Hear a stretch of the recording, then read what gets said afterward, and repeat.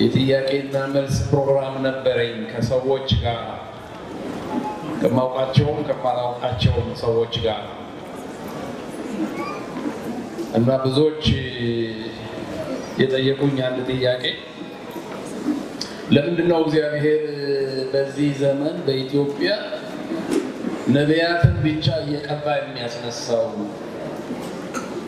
ለምን ወንጌላውያን አይነሱም? ለምን መጋቢያን አይነሱም? ለምን አስተማሪዎች አይነሱም? ለምን ነቢያት ብቻ ብለው ብዙ ሰዎች ጠየቁኝ። I think የዚያ መልስ አሁን እዚህ ክፍል ውስጥ ያለ ይመስለኛልና እሱ አነብላችኋለሁ። ታሪኩ የሆነው ሳኦል ዳዊትን ለመግደል በወሰነ ጊዜ ሚስቱ ሜልኮል እንዲያመልጥ አደረገችው። ዛሬ ካላመለጥክ በሕይወት አትርፍም፣ አባቴ ቆርጧል ሊገልህ አለች እና ኮበለለ። ዳዊት ኮበለለ። ለመጨረሻ ጊዜ በሳኦል ቤተ መንግስት ኮበለለ። እርሷ ደግሞ አሻንጉሊት ሰርታ በአልጋው ላይ አስተኛች እና ሳኦል ወታደሮቹን አዘዘ እንዲያመጡት። ሲመጡ አመለጠ አለቻቸው፣ ሄደ አለቻቸው። ሳኦል ልጁን ለምን ጠላቴን ለምን አስመለጥሽብኝ ብሎ በጣም ተበሳጨ፣ ተናደደ። እንዴት እንደዚህ አታለልሽኝ አላት። እሷም አውጥተሽ ስደጂኝ አለዚያ እገድልሻለሁ አለኝ ብላ ዋሸችለት። ከዚያ በኋላ የሆነ ታሪክ ነው የማነበው አሁን መጽሐፈ ሳሙኤል ቀዳማዊ ምዕራፍ 19 ቁጥር 18 ጀምሮ። ዳዊትም ሸሽቶ አመለጠ፣ ወደ አርማቴም ወደ ሳሙኤል መጣ። ሳኦልም ያደረገበትን ሁሉ ነገረው። እርሱና ሳሙኤልም ሄዱ፣ በነዋት ዘራማም ተቀመጡ። ሳኦልም ዳዊት እነሆ በአርማቴም አገር በነዋት ዘራማ ተቀምጧል የሚል ወሬ ሰማ። ሳኦልም ዳዊትን ያመጡት ዘንድ መልእክተኞችን ሰደደ። የነቢያት ጉባኤ ትንቢት ሲናገሩ ሳሙኤልም አለቃቸው ሆኖ ሲቆም ባዩ ጊዜ የእግዚአብሔር መንፈስ በሳኦል መልእክተኞች ላይ ወረደ። እነርሱም ትንቢት ይናገሩ ጀመር። ሳኦልም ያንን በሰማ ጊዜ ሌሎች መልእክተኞችን ሰደደ፣ እነርሱም ደግሞ ትንቢት ተናገሩ። ሳኦልም እንደገና ሶስተኛ ጊዜ መልእክተኞችን ሰደደ፣ እነርሱም ደግሞ ትንቢት ተናገሩ። የሳኦልን ቁጣ ነደደ፣ እርሱም ደግሞ ወደ አርማቴም መጣ። በሴኩም ወዳለው ወደ ታላቁ የውሃ ጉድጓድ ደረሰ። ሳሙኤልና ዳዊት የት ናቸው ብሎ ጠየቀ። አንድ ሰው እነሆ በአርማቴም ሀገር በነዋት ዘራማ ናቸው አለው። ወደ አርማቴም ሀገር ወደ ነዋት ዘራማ ሄደ። የእግዚአብሔር መንፈስ በእርሱ ደግሞ ወረደ። እርሱም ሄደ፣ ወደ አርማቴም ሀገር ወደ ነዋት ዘራማ እስኪመጣ ድረስ ትንቢት ይናገር ነበር። ልብሱንም አወለቀ፣ በሳሙኤልም ፊት ትንቢት ተናገረ። ራቁቱንም ወድቆ በዚያ ቀን ሁሉ በዚያም ሌሊት ሁሉ ተጋደመ።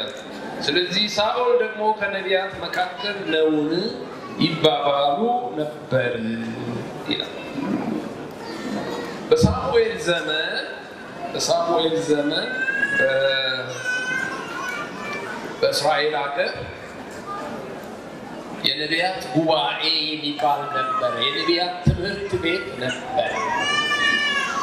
ሳሙኤል ነበር የትምህርት ቤቱ መስራች ማለት ነው። እና ብዙ ይሄ የነቢይነት ጸጋ ያላቸው ሰዎች በዚያ ተሰብስበው በነዋት ዘራማ አብረው ይኖሩ ነበር በሳሙኤል ዘመን ነቢያት። እና ዳዊት ከሳኦል ቤተ መንግስት ኮብልሎ ነፍሱን ለማዳን በጠፋ ጊዜ ወደ ሳሙኤል መጣ። ሳኦል ያደረገበትን ሁሉ ለሳሙኤል ነገረው። ሳሙኤል ዳዊትን ይዞ ወደ ነዋት ዘራማ ሄደ። ወደ ነቢያት ትምህርት ቤት ይዞ ሄደ እና እዚያ ተቀመጡ። አብረው እዚያ ተቀመጡ በነቢያት መካከል። ሳኦል ሰማ፣ ዳዊት የት እንዳለ ሰማ፣ ከሳሙኤል ጋር መሆኑን ሰማ፣ በነዋት ዘራማ መሆኑን ሰማ። ይዘውት እንዲመጡ ከሰራዊቱ ሰዎች ላከ። በእነዚያም ሰዎች ላይ የእግዚአብሔር መንፈስ ወረደ። ሁለተኛም ላከ፣ የእግዚአብሔር መንፈስ በእነሱም ላይ ወረደ። ሶስተኛ ላከ፣ የእግዚአብሔር መንፈስ በእነሱም ላይ ወረደ። ዳዊትን ሊይዙት አልቻሉም። መጨረሻ ላይ ሳኦል ራሱ ደግሞ ሄደ። እሱ በሄደ ጊዜ እንዲያውም ወደ መንደሩ ሳይደርስ በሩቅ እያለ እግዚአብሔር መንፈስ ወረደበት። እነ ሳሙኤል ወዳሉበት ቦታ መጣ፣ ዳዊት ወዳለበት ቦታ መጣ። ግን መንፈስ ቅዱስ በኃይል ስለወረደበት ልብሱ አውልቆ እርቃኑን ሆኖ ወድቆ ዋለ በእነ ሳሙኤል ፊት ማለት ነው። እና ዳዊትን ሳይዘው ሳይገድለው ተመለሰ። ዳዊት እግዚአብሔር እንደ ልቤ የሆነልኝ ፈቃዴንም ሁሉ የሚያደርግ ብሎ የመሰከረልን ይሄን እግዚአብሔርን ፈቃድ ሁሉ ለይቶ ያወቀው እግዚአብሔር ለሱ ያለውን ነገር ሁሉ ለይቶ ያወቀው በዚያ ቦታ ይመስለኛል። በነቢያት ትምህርት ቤት ውስጥ በነበረ ጊዜ እግዚአብሔር በእነዚያ ነቢያት አማካኝነት የሕይወቱን ዓላማ ሁሉ ከፊቱ ያለውን ነገር ሁሉ በዝርዝር የነገረ ይመስለኛል። መጽሐፍ ቅዱስ እንደሚናገር እናንተም እንደምታውቁት በሐዋርያት ሥራ 13:36 ላይ ነው። በዘመኑ ዳዊት በዘመኑ የእግዚአብሔርን ሐሳብ ካገለገለ በኋላ አንቀላፋ ተብሎ ሊጻፍለት የበቃው በዚህ ምክንያት ይመስለኛል። በዘመኑ የእግዚአብሔር ሐሳብ አገለገለ። እንዴት አወቀ? እግዚአብሔርን ሐሳብ እንዴት ለይቶ አወቀ? በእነዚህ በነቢያት ልጆች መካከል በነበረ ጊዜ ይመስለኛል እግዚአብሔርን ሐሳብ ለይቶ ያወቀ። እሱም ራሱ ደግሞ ነቢይ ነበር። እሱም ራሱ እና ይሄ የነቢይነት ጸጋው በውስጡ ያደገው ወደ ሙላት የደረሰው የዳዊት መዝሙርን ስታጠኑ የተናገራቸውን ትንቢቶች በሙሉ እዛ ውስጥ ታገኛላችሁ። ታላላቅ ትንቢቶችን ተናግረዋል። ይሄ ጸጋ በውስጡ እንደዚያ ያደገው በዚያ በነቢያት ጉባኤ መካከል ስለነበረ ነው። ለምንድነው እግዚአብሔር ሰዎችን በነቢይነት ቅባት ብቻ የሚያስነሳው በምድራችን በዚህ ዘመን ለሚለው ጥያቄ መልሱ ይሄ ይመስለኛል። እንደምታዩት አሁን ቅድም እዚህ አንድ ብላቴና አይተናል። አንተን ብቻ ነው የምፈልገው ብሎ ኢየሱስ ብሎ ጽፎ ያንን ቀቦ ሰርክል በዙሪያው አድርጎ ሌላ ምንም ጥያቄ ይሄው አንተን ነው የምፈልገው ብሎ እዚህ የተባለለትን ሰምታችኋል። እንደዚህ ደግሞ የሚሆንላቸው ብዙ ሌሎች ሰዎች አሉ። ብዙዎቻችሁ እዚህ ተገኝታችሁ አይታችኋል። ብዙዎቻችሁ ደግሞ በቻናሉ ደግሞ አይታችኋል። በሌሎች ነቢያት አገልግሎትም እንደዚሁ ይሆናል በኢትዮጵያ ውስጥ እና እንድትደነቁ ያደርጋችኋል። ምንድነው እግዚአብሔር እያደረገ ያለው? ምን ሊያደርግ ነው እግዚአብሔር? ለዚህች ምድር ያለው ዓላማ ምንድነው? እነዚህ ሁሉ የሚቀቡ ሰዎች፣ እነዚህ ሁሉ የሚቀቡ ወንዶችና ሴቶች፣ ወጣቶች፣ ልጆች የ8 ዓመት ልጅ እንደዚሁ ወንድ ይሁን ሴት አሁን ትዝ አይለኝም ሲቀባ እዚህ ቦታ በቻናሉ ያየው ይመስለኛል። ልክ ነኝ? የ8 ዓመት ልጅ አይደለም? 8 ዓመት ልጅ ከእናቱ ጋር የነበረ በቻናሉ ነው ያየሁት። ምንም የሚያውቀው ነገር የለም። የ8 ዓመት ልጅ ምንም የሚያውቀው ነገር የለም። ግን ተጠርቶ ወጥቶ እናቱ ይዛው ወጣ እዚህ ቦታ ምንድነው እግዚአብሔር ይደረገ እንደሱ እንድናስብ ያስፈልጋል። አያችሁ ጥሩ ነው። አሁን ደስ መሰኘታችን ጥሩ ነው። መዘለላችን ጥሩ ነው። ብልጭ ማለታችን ጥሩ ነው። ማጨብጨባችን ጥሩ ነው።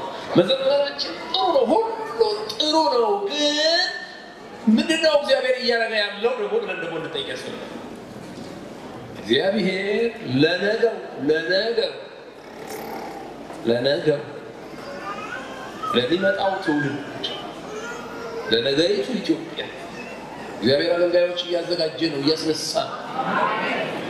የእግዚአብሔርን ሐሳብ የሚያውቁ እግዚአብሔር የተናገራቸው በልጅነታቸው እግዚአብሔር የተናገራቸው በሕይወታቸው ያለውን ዓላማውን የገለጠላቸው ሰዎች በአደባባይ በይፋ አንድ አይደለም፣ ሁለት አይደለም፣ 5 አይደለም፣ 10 አይደለም፣ ብዙ ሰዎች እዚህ ሌሎች ነቢያትን በሚያገለግሉባቸው ቦታዎች ይሄ ነገር እየሆነ ነው፣ እያያችሁ ነው። እና እግዚአብሔር ስለ ምድራችን የተናገረውን ነገር ከብዙ ዓመታት በፊት ጀምሮ በዚህች ምድር ላይ የተለየ ዓላማ እንዳለው የተለየ ሐሳብ እንዳለው የተናገረውን ነገር ለመፈጸም መንገዱን እየጠረገ እንደሆነ እንድንረዳ ያስፈልጋል። እግዚአብሔርን እንድናመሰግን ያስፈልጋል። ብዙ ሰዎች ግራ ይጋባሉ። ጨዋታ ይመስላቸዋል። ዝም ብሎ ጨዋታ ነገር በዚህ ስፍራ እየተካሄደ እንዳለ ይመስላቸዋል። ግን አይደለም፣ እንደሱ አይደለም። እግዚአብሔር ስራ እየሰራ ታላቅ ስራ እየሰራ በትንቢት መንፈስ እግዚአብሔር ብዙ ሰዎችን ከመካከላችን እያወጣ እየለየ ለራሱ እየቀባ ፈቃዱን እየገለጸላቸው ሐሳቡን እያስታወቃቸው ዓላማ ለሕይወታቸው እንዲኖራቸው እያደረገ አስገራሚ ነገር በመካከላችን እየሰራ ነው ያለው። ክብር ለእግዚአብሔር ይሁን። እኛም ደስ እንዲለን ያስፈልጋል። በጣም ደስ እንዲለን በእውነት ያስፈልጋል። ከማንም ሕዝብ የተለየን ሕዝብ አይደለንም። ከማንም ሕዝብ የተሻለም አይደለንም። ከማንም ሕዝብ የተለየ ጽድቅም ቅድስናም በእኛ ዘንድ ተገኝቶ አይደለም። ምናልባትም ከሌሎች ሕዝቦች ሁሉ ክፉዎች፣ ጠማሞች ሰዎች ሳንሆን የምንቀር አይመስለኝም። ከሰው ጋር ማመዛዘን ካስፈለገ ማለት ነው። እግዚአብሔር ግን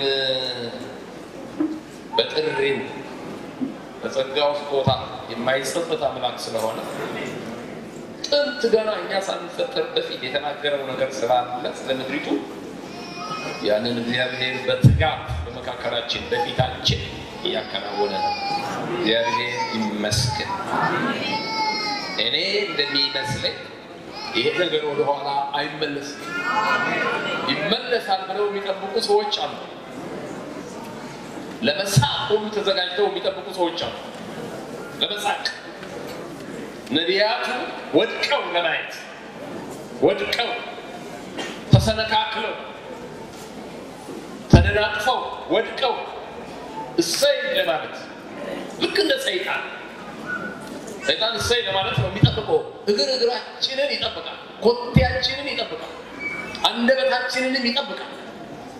ስንስት በንግግር ስንስት ቃል ካፋችን ላይ ለመውሰድ ለመልቀቅ ኮቴያችንንም ይጠብቃል። ትንሽ ሲያድጠን ስንወድቅ ይሄው ለማለት ይሄው አላልኩም አልነበርኳችሁም ለማለት። እንደሱ ግን አይሆንም። እንደሱ አይሆንም። እግዚአብሔር ከእኛ ጋር ስለሆነ ነው የማይሆን። ከማንም የተሻልን ስለሆን አይደለም። ድካም ስለሌለብን አይደለም። ድካም አለብን። ከማንም የተሻልን አይደለም። እግዚአብሔር ግን እንደዚህ ለማድረግ ስለወደደ ድካማችንን በጸጋው እየደገፈ እየረዳ ብዙ ምሕረቱን በላያችን እያገነነ ያሰበውን ይፈጽማል። ማንም አይመልሰው። በጥርጥር ካምፕ ውስጥ ያሉ ወገኖች ወንድሞችና እህቶች ስለ ዓለማውያኑ ብዙ አይቸግረኝ እንደሆነ በውስጥ ስላለነው ነው የሚቸግረኝ። በውስጥ ስላሉት ወገኖች በጥርጥር ውስጥ ያሉ ወገኖች ጊዜው ሳይዘገይ በቶሎ የእኛን ካምፕ እንዲቀላቀሉ በጌታ ፍቅር እለምናለሁ።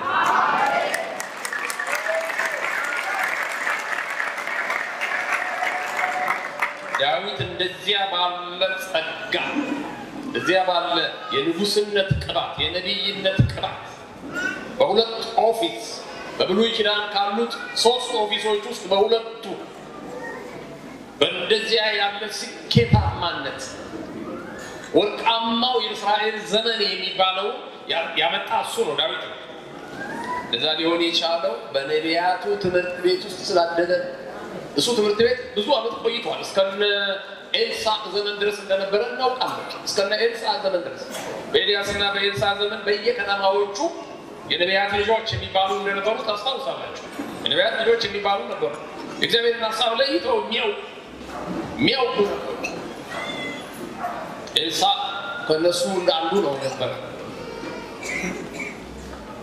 የኤልያስ መጎናጸፊያ ሊወድቅበት በሆነ ጊዜ ያውቃል ራሱ ነቢይ ስለነበር ካንተ ሳልወሰድ በፊት ለምን የምትፈልገው ነገር ተናገር ኤልያስ ባንተ ላይ ያለው መስዋዕት በሌላው እንዲሆን ፈልጋለሁ አለስ የስለበለቆ ተማሪዎች ሆናችሁ መንፈስ ቅዱስ ውሃ እንዴ በባሊ ቀዳ እንዴ እጥፍ እንዴት ነው የሚሆነው? መንፈስ ቅዱስ ህልውና ያለው አካል አይደለም ወይ? ስላሴ ሶስተኛው አካል አይደለም። ባሉ ላይ አንድ በዚህኛው ጋር ሁለት በዛላ 3 እጥፍ ይሆናል እንዴ ልትሉ ትችላላችሁ። ግን ኤልሳዕ ደስዋል ኤልያስ ልክ አይደለም ጥያቄህን አስተካክል ብለን አላት ያለው ምንድነው? አስቸጋሪ ነገር ለምናል ከባድ ነገር ለምናል ካንተስ ወሰን ያየ እንደሆነ ይሆንልሃል ነው። ኤልሳዕ በትጋት ተከተለው። በዛው በትጋት ኮቴው እግሩስ ተከተለውና ወዲያው የኤልሳዕ ሰረገሎች ፈረሶች በመካከላቸው ገብቶ በለዩአቸው ጊዜ አባቴ እነሆ የእስራኤል ፈረሶች ብሎ ጮኸ። ወደ ተበት ማለት እዚያ የኤልያስን መጎናጸፊያ አንስቶ ወደ ዮርዳኖስ ወንዝ ዳርቻ መጣ። አሜን። ውሃው ሞልቶ ነበር። በዚያ መጎናጸፊያ አንስቶ የኤልያስ አምላክ ወዴት ነህ ብሎ መጣው። ውሃው ተከፈለው። ውሃው ተሻገረ። ከዛ የነቢያት ልጆች መጡ። አወቁ የኤልያስ መንፈስ ከእርሱ ላይ እንደወረደ አወቁ። ችግራቸውን ተናገሩ። ጌታችን እንደምታየው ይህች ከተማ ኢያሪኮ በጣም ቆንጆ ከተማ ነች፣ ጥሩ ከተማ ነች፣ ግን ፍሬዋን ትጨነግፋለች። የኢያሪኮ ከተማ የተረገመችው በኢያሱ ነበር። እንደምታውቁት በኢያሱ ኢያሪኮ በፈረሰች ጊዜ ከተማዋ እንዳትሰራ ተናገረ። ሊሰራት የሚፈልግ ሰው ካለ መሰረቷን ሲጥል የበኩር ልጁ ይጥፋ። የቅጥሩን በር ደግሞ ሲገጥም ታናሹ ልጁ ይጥፋ ብሎ ረገመ እና ከተማዋ ተረገመች። ኤልያስ በዚያች ምድር ላይ አገልግሏል። በዚያ አልፎ ያንን ርግማን መስበራት ቻለ። ነቢይ ነው ኤልያስ፣ በጣም ትልቅ ነቢይ ነው በእውነት። ግን በኢያሪኮ ላይ የነበረውን ርግማን መስበር አልቻለም ነበር። ኤልሳዕ ግን ያንን ርግማን ሰበረው። እንደምታውቁት አፈሮ አምጡልኛል፣ ጨው አድርጉበታል፣ ይህቺ ከተማ ከዛሬ ጀምሮ ተፈውሳለች ብሎ ተናገረ። ቃል አወጣ። በዛሬው አነጋገራችን ቃል አወጣ በኢያሪኮ ላይ እና ኢያሪኮ ተፈወሰች፣ ውሃዋ ተፈወሰ። አያችሁ መቼም የኛ ዘመን በጣም ይሄ አስቸጋሪ ዘመን ነው። ሰው በማያውቀው ጉዳይ እየገባ የሚፈተፍትበት ዘመን፣ በማያውቀው በማይገባው ጉዳይ ጊዜ ወስዶ 1 ወር 2 ወር እንኳን ጊዜ ወስዶ ባላሰበበት ባልጸለየበት ባላነበበበት ጉዳይ ዘምሮ ተነስቶ ስሜቱን ብቻ የሚናገርበት ዘመን። የነቢያት መንፈስ ሁሉ መንፈስ ቅዱስ አንድ ነው። ኖ question about it። አንድ የእግዚአብሔር መንፈስ ነው ያለው። የእግዚአብሔር ቃልም አንድ ነው። ጥንት ለአባቶቻችን ይሄው ነው፣ ዛሬ ለእኛም ይሄው ነው፣ ነገ ደግሞ ለሚመጣው ትውልድ ይሄው ነው። ግን የቃሉ አብርሆት ይለያያል። በቃሉ ላይ እግዚአብሔር የሚያበራው ብርሃን ይለያያል። ከሰው የእምነት መጠን ይለያያል። የሁላችን የእምነት መጠን እኩል አይደለም። የጸጋ መጠንም ይለያያል። ትንቢትም እንደ እምነት መጠን ነው የሚነገረው። እግዚአብሔር ቃል እንደሚናገረው የሚተነብዩ ሰዎች ቢኖሩ እንደ እምነታቸው መጠን ይላል። ስለዚህ አሁን እኛ ነቢያት አሉ ድሮም እናውቃለን። በተለይ ጴንጤቆስጤያውያን ከሆኑ አብያተ ክርስቲያናት ውስጥ የነበርን ሰዎች እናውቃለን። አጋንንትም ይወጣል፣ ትንቢትም ይነገራል፣ ልሳንም ይነገራል፣ ትርጉምም ይተረጎማል፣ ለሕሙማንም ይጸለያል፣ ሕሙማንም ይፈወሳሉ እናውቃለን። ግን አሁን የመጣበት ሌቨል አሁን የመጣበት ደረጃ ከፍ ያለ በጣም ከፍ ያለ የእምነቱ መጠን ከፍ ያለ ይሄንን ልንክድ አንችል። እናውቅ የለም እንዴ ምን አዲስ ነገር አለ እንዴ ምናምን ልንል አንችል። ከፍ ብሎ መጥቷል። ኖ ኮርስ ጥያቄ የለም። ከፍ ብሎ መጥቷል። ስለዚህ እኔ መቼም ስለምናለሁ ብዙ ወንድሞች በውጪ ስላሉኝ በጣም ብዙ ወንድሞች እንዳበድኩ የሚመስላቸው አላበድኩም።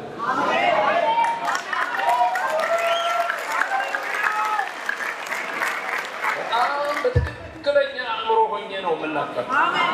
እንዲህ በዋዛ የማብድ አይነት ሰውም አይደለሁም። በጣም ኮንሰርቫቲቭ ነኝ በባህሪ ዝም ብሎ ከነፋስ ጋር ሁሉ የምነፍስ አይነት ሰው አይደለም። የሚያምኑ ሁሉ የሚመሰክሩ ይችላል። ይሄ አሁን እየሆነ ያለው ነገር ግን የሚካድ ነገር አይደለም። ጎበዝ የሆነ ሰው በራሱ የሚተማመን ሰው በእርሱ ዘንድ ባለው በሚያምነው በሚያገለግለው በእግዚአብሔር ቃልም የሚተማመን ሰው የሚፈራበት ምንም ምክንያት የለም። እዚህ መጥቶ ቁጭ ብሎ ማየት ይችላል። እዚህ መጥቶ ቁጭ ብሎ መካከላችን እግዚአብሔር የሚሰራውን ስራ ማየት ይችላል። ሩቅ ሆኖ በስማ በለው በወሬ ባሉባልታ የሆነ ነገር ማለት ለመንፈሳዊ ሰው ለእግዚአብሔር ሰው የሚገባ ነገር አይደለም። ይሄ ክፍት ጉባኤ ነው፣ ነፃ ጉባኤ ነው። እዚህ ቁጭ ብሎ ለመታዘብ መምጣት እኮ ይቻላል። ምን ነውራለሁ ለመታዘብ። እግዚአብሔር ይባርካችሁ። ረቱ ትክክለኛ መንገድ ላይ ነው ያላችሁ። ቀጥሉ። ክብር ለእግዚአብሔር ይሁን። ነቢይ እስራኤል ተረከበ።